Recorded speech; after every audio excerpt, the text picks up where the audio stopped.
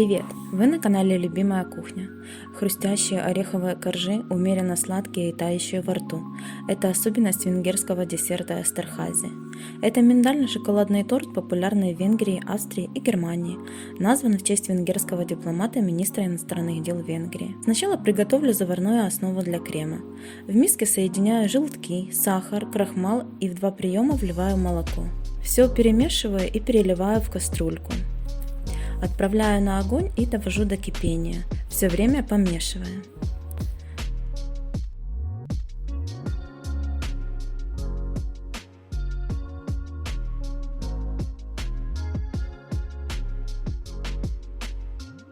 Получилась шелковая однородная масса. Накрываю пищевой пленкой и даю остыть до комнатной температуры.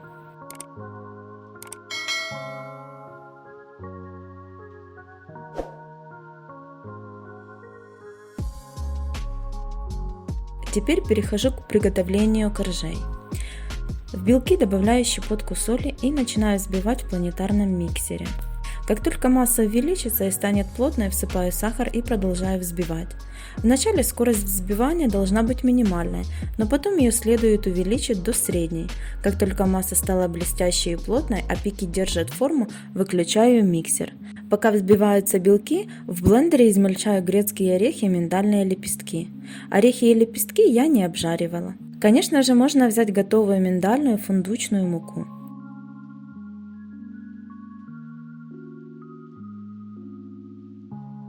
Ореховую смесь перекладываю в миску и добавляю крахмал. Все хорошо перемешиваю и всыпаю в белки.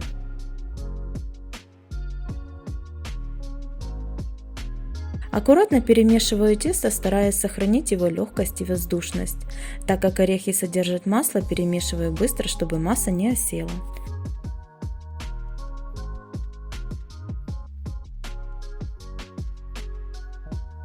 На противень, застеленный бумагой для выпечки, ложкой выкладываю тесто и разравниваю. Проще всего это можно сделать при помощи металлического кольца, или же с одной стороны бумаги для выпечки нарисовать круг нужного диаметра. У меня кольцо диаметром 18 см. Не используйте обычную форму для выпекания коржей, так как из нее ореховый корж вытащить практически невозможно. Я выпекала одновременно 4 коржа, а 5-й ждал своей очереди. Выпекаю в разогретой духовке до 160 градусов до золотистого цвета, приблизительно 15-20 минут, но как всегда ориентируйтесь на свою духовку. Из данного количества ингредиентов у меня получилось 5 коржей. Снимать коржи с бумаги нужно сразу, так как после остывания будет немного сложнее это сделать. Когда заварная масса остыла, снимаю пленку и миксером перемешиваю буквально 1 минуту до однородности. В чаше миксера взбиваю масло комнатной температуры до посветления. Теперь добавляю заварную основу и сливки и взбиваю. Очень важно, следите за тем, чтобы не перевзбить крем, потому что сливки начнут расслаиваться, а мне это не нужно. Собираю торт. Крем равномерно распределяю на все коржи и оставляю немного крема для обмазки боков. После сборки даю постоять в холодильнике 1,5-2 часа. Собираю торт в кольце.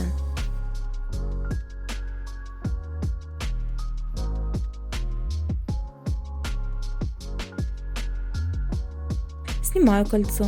Кремом покрываю бока торта. Выравниваю шпателем бока и верх.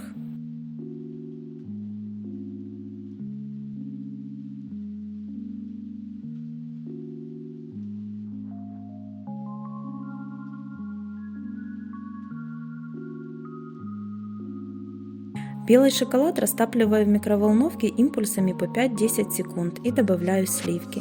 Или же можно залить горячими сливками, дать постоять несколько минут, перемешать до однородного состояния. Этим ганашем покрываю верх и равномерно распределяю по поверхности.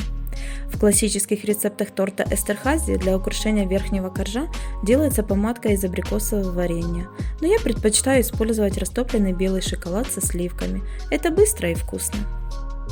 Я сразу подготовила и молочный шоколад для нанесения рисунка на торт. Я растопила шоколад в микроволновке и наполнила кондитерский мешок. Молочным шоколадом рисую спираль от центра к краям верхнего коржа. Зубочисткой или ножом провожу линии от центра к краям торта, а между ними провожу линии от краев торта к его середине. Бока торта обсыпаю миндальными лепестками, предварительно я их обжарила и остудила.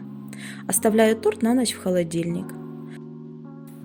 Ничего страшного, если ганаш стечет по бокам торта, всегда можно убрать шпателем.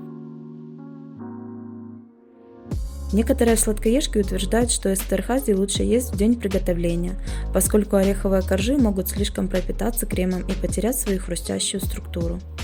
Впрочем, все зависит от вашего вкуса, ведь кому-то наоборот нравится мягкий торт. Это кондитерское чудо хочется попробовать только в компании друзей и очень близких людей, чтобы не пропустить ни одного драгоценного мгновения и удовольствия. Спасибо, что досмотрели видео до конца. Подпишитесь, поставьте лайк и поделитесь со своими друзьями. Пока-пока, до встречи в следующих видео.